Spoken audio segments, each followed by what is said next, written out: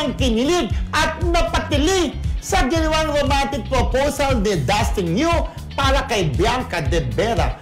Paano ba naman kasi tila wedding proposal daw ito dahil talagang cozy, social at intimate ito para mapao lang ang dalaga. Inalo kasi ng binata si Bianca na maging date niya sa Kapuso Gala ba Gala Gala 2025 na siya namang di tinanggihan ng young actress. Pati tuloy ang kanilang mga kasamaan sa loob ng bahay ni Kuya ay kinilig at di naiwasang mag-comment sa post mismo ni Dustin na may caption na "See you, Bianca De Vera."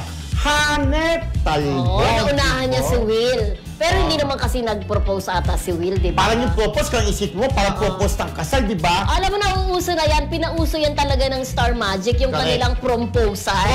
Naalala mo yun? Pero ang proposal ng Star Magic, meron iba na yung nandun ka sa court, di ba? Naalala mo sa court na magpo-proposal ka. Meron fireworks, si Seth Pidley, naalala mo kay Francine Diaz, di ba? Fireworks, gano'n, parang kaya po proposal, hindi proposal. Prom kasi po parang prom dati nung high school tayo. Ako nga nung high school, ang dami nagaya sa akin makipag-sell, di ba? Ang dami ko tinanggi kasi ganda-ganda ko dati nung high school. Meron kami JS Prom. Di ba JS Prom ba tawag?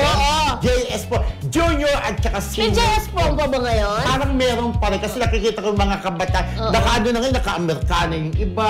Iba talaga hanggang ngayon yun po maganda. Pero kapag ikaw ay hindi ka kaganda, bangko ka. At least, di ba, bumawi ang Dasbia kasi nung mga nakaraan, di ba, laging Will ka ang bida dahil sa mga guesting nila. Yung mga luto-lutuan, portion, nagbibigay ng ayuda. May mga ilang Dasbia nga ang medyo, di ba, parang medyo nadismaya dahil ano ba talaga ang pinupush? Dasbia ba o Will ka? Pero ako, malabo mapus ang Dasbia as love team, ha?